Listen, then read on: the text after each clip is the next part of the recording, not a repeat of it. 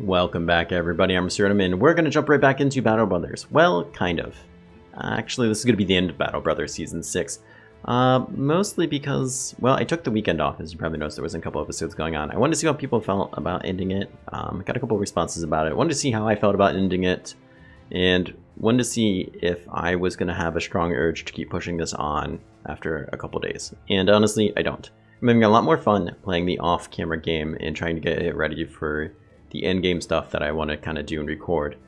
But honestly, I don't think there's just a whole lot left to do here unless I'm going to really drag it out and really drag it out. Which I'm not interested in doing.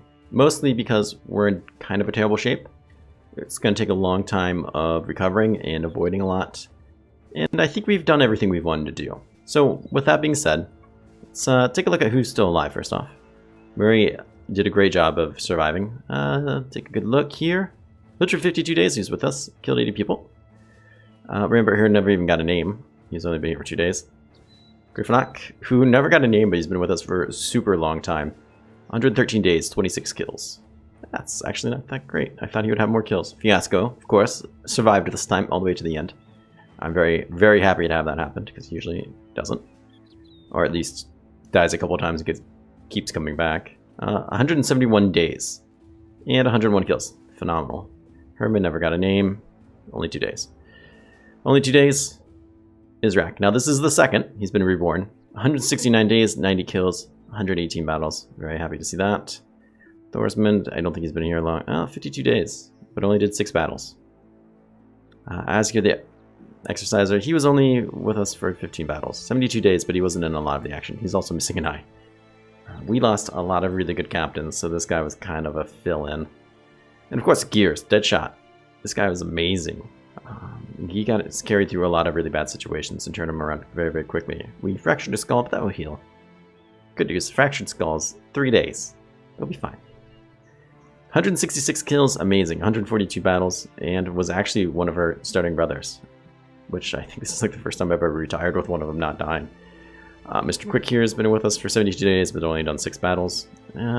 Lucy came back, and for the most part is living. Hasn't been doing too much with us though. Another 85 days, but not very many battles. There's a lot of people that just been kind of hanging out in the back. You just joined, 46 days, 4 battles, no kills. And then of course Dombert, who we've been trying to get killed.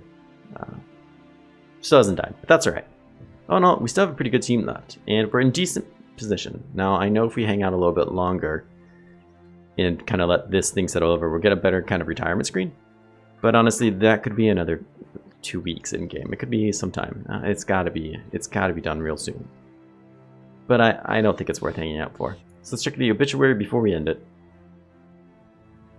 Let's see just how many people we lost. Game night, of course. 100 battles, 66 kills. He was going to get there, man. We were going to get in places.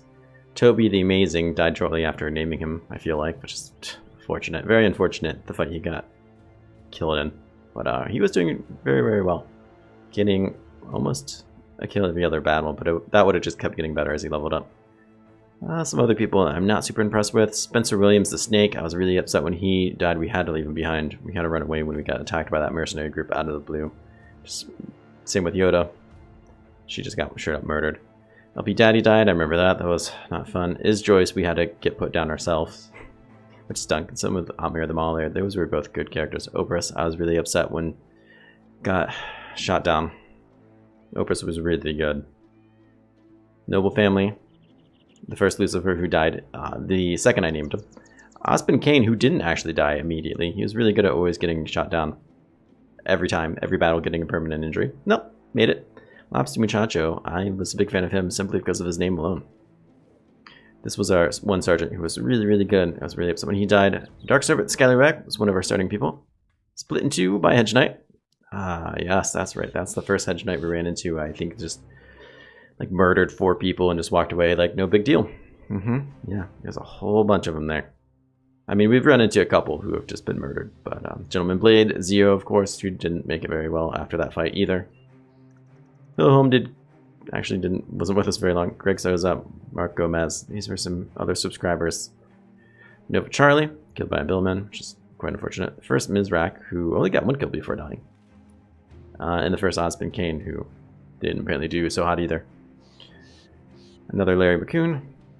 Oh no, not a whole lot of people. I felt like for maybe the first half of this series, we were doing really good at not losing people. It's only until recently I feel like we've been kind of licking our wounds constantly and having to run away and regroup. It caught up to us fast. I thought we'd be better prepared for the war than we were. Either way, let's do the retirement screen real quick. And then we'll say goodbye to Season 6. Yes, let's retire. Oh, nasty. I kind of didn't think we would get this ending. You rebuilt well the Cutthroats. You worked hard to bolster its ranks with fresh bodies and worked even harder to make sure that the name meant something again across the land. When you finally retired, you left Hildrick in command. Why not somebody else? I don't know. Of the company and wished him well. Under his leadership, the Cutthroats did well enough, working whenever there was coin to be made for crossing swords. Then several months after your leave, a feud between noble houses escalated. Well, we were already in that feud. Hildrick didn't hesitate to seize the opportunity to fill the company's coffers with spoils of war, but others chose to seek a different path. The former raider, Lucy, fit in well with the Cutthroats. I'm sure he did, as a raider, and proved himself an excellent fighter. Having saved a veritable mountain of crowns, he retired from the company and returned from whence he came. He was last seen sailing a riverboat towards a small village. The horseman, the brawler. Oh man, are we not going to get anybody else? Like, no Fiasco, no nothing? The horseman, the brawler, left the company when it became clear it would soon it would soon dissolve and probably end up killing everyone who stayed on board. He returned to prize fighting, grinding out the following years in brutal weekly bouts. As he got older, his chin disappeared, as did his speed and power.